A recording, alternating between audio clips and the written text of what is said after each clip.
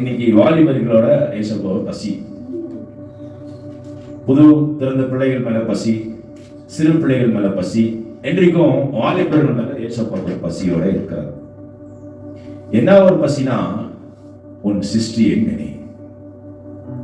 இன்னைக்கு எல்லா வாலிபர்களும் எல்லாத்தையும் நினைக்கிறாங்க, ஆனா படைத்தவரை நினைக்காத ஒரு சூழ்நிலைக்கு வந்துட்டோம். இப்ப எவ்வளவு ஒரு துக்கத்தோட ஏசப்பா இருப்பார். என்னப்பா, நான் பிடிச்ச என் பிள்ளை என்னையும் மறந்துட்டானே, ஒரு நோக்கத்தோட பிடிச்ச என் பிள்ளை என்னை மறந்துட்டானே, என்னை நினைவு கூறவே மாட்டேங்கிறான். ஒரு நேரத்திலையும் இயேசுவை நினைவு கூறாத ஒரு சூழ்நிலையில பிசாசியாகப்பட்டவன் அவனோட பசியை கொடுத்து இயேசுவை மறக்க வைத்துக் கொண்டிருக்கிறான்.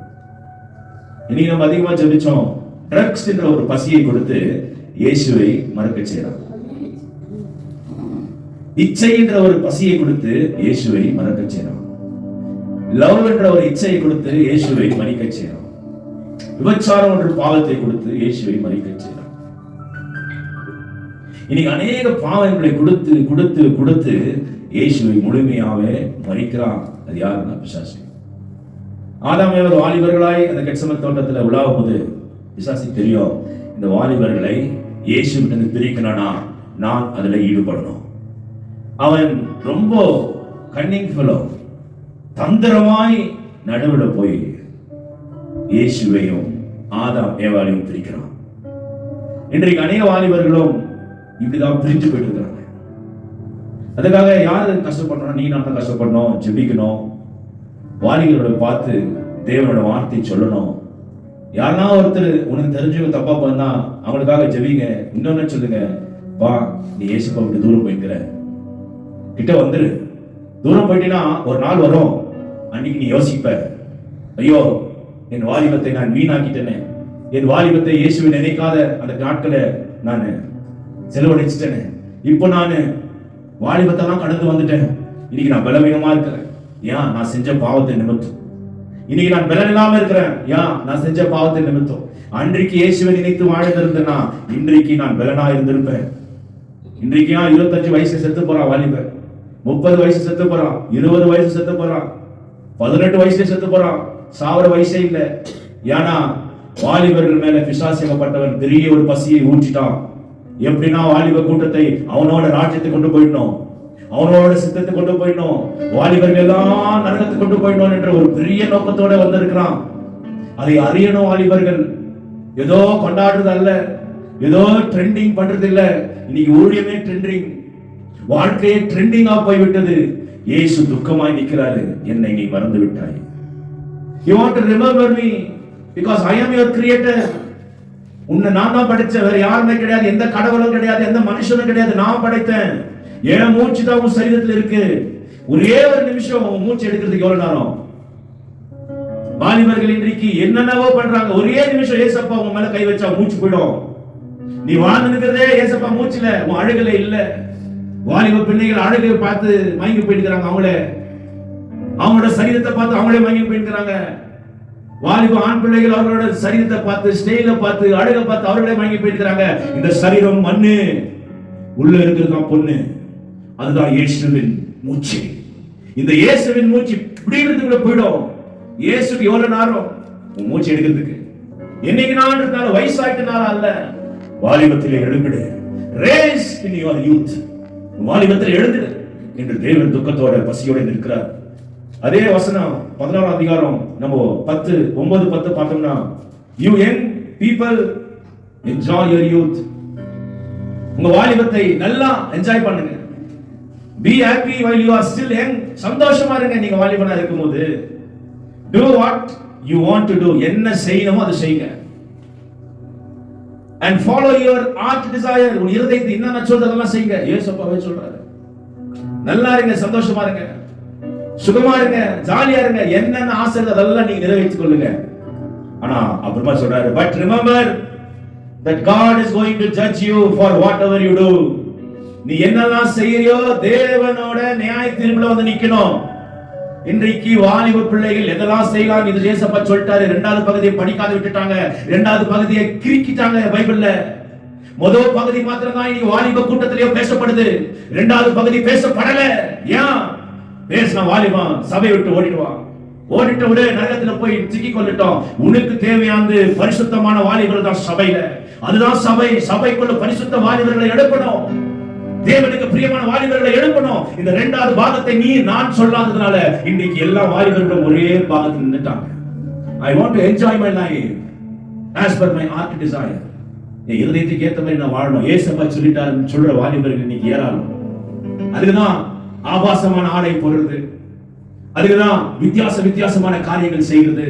பலிபீடத்திலே லவ் பண்ணே ஆராதனை பண்ணுவாங்க. ரெண்டு பேரும் கோயில்ல இருப்பாங்க, ரெண்டு பேரும் பாட்டு பாடுவாங்க, ரெண்டு பேரும் இயேசுவை பாட மாட்டாங்க. பையன் பொண்ணை பார்த்து பாடுவான், பையன் பார்த்து பாடுவான். Why? Because God told enjoy your youth life. இயேசுப்பா சொல்லிட்டாரே, அதுக்காக நான் என்ஜாய் பண்றேன். பொண்ணு கூட பார்ட்டிக்கு போறது, பையனு கூட பார்ட்டிக்கு போறது, பப்புக்கு போறது, இதுக்கு போறது, அதுக்கு போறது. ஏன்? இயேசுப்பாவே சொல்லிட்டாரே, அதுதான். ஆனா இயேசுப்பா இன்னொன்னு சொல்லி இருக்கிறாரு, நீ என்னென்ன செய்யோ அதுக்கு தக்க நீ எனக்கு பிரியமானதை செய்தால் மாத்திரமே நீ என்னோட பிள்ளை. என் பசியை உணர்ந்தால் மாத்திரமே நீ என்னோட பிள்ளை.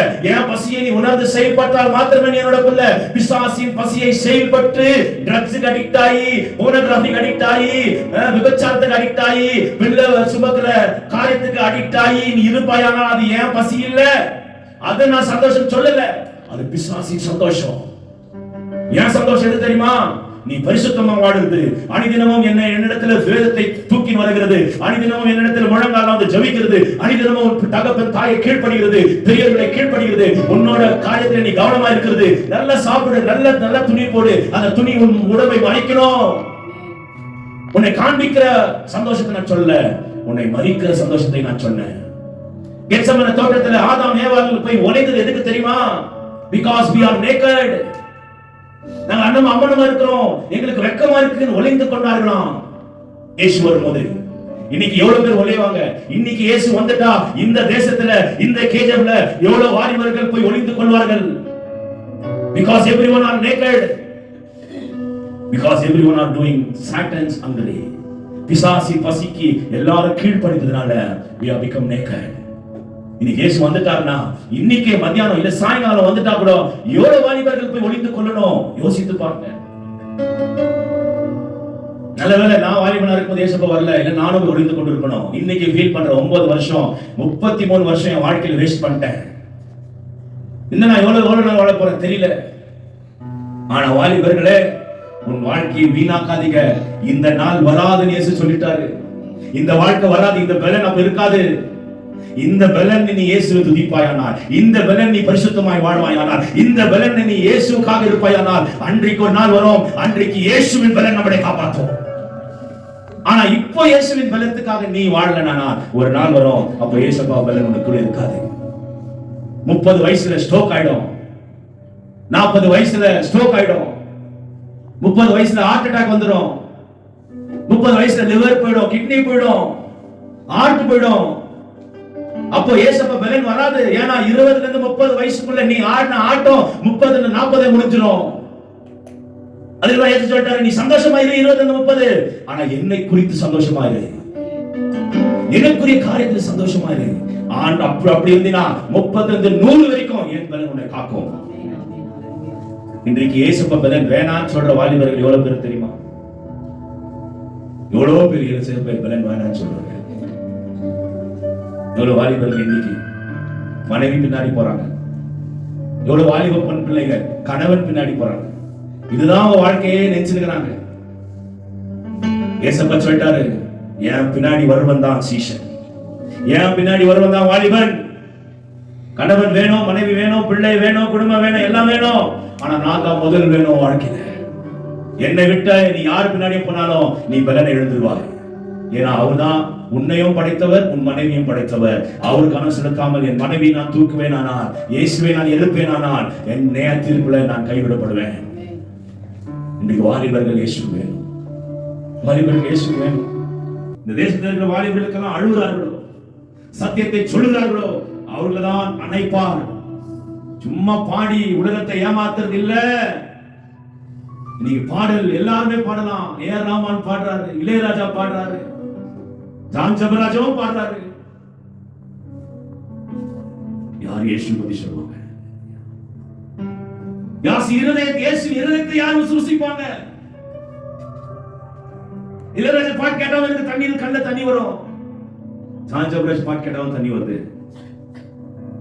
ஆனா முழங்கால போடுற தண்ணி வேற. அது கெத்சமனே தண்ணீர். கெத்சமனில இயேசு முழங்கால் போட்டு அணிக்கும் வாலிபனா இயேசு முழங்கால் போட்டாரு. வாலிபரா போட்டாரு. அந்த கண்ணீருக்கும் இந்த கண்ணீருக்கும் ரொம்ப வித்தியாசம் உண்டு. பாடலை கேட்டு கண்ணீர் விடுகிறது பொய். முழங்கால போட்டு பாடத்தோடு கண்ணீர் விடுறதுதான் உண்மை. அப்படியாப்பட்ட வாலிபர்கள் வேணும். அப்படியாப்பட்ட ஊழியக்காரர்கள் வேணும்.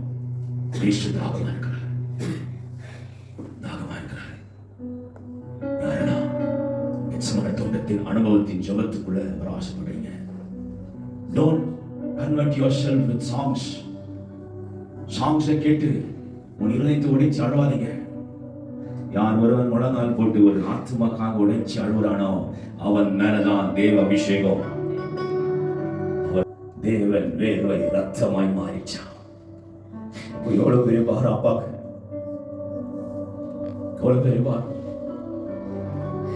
உணர்ந்து கொள்ளுங்க. பாரம் எது தெரியுமா?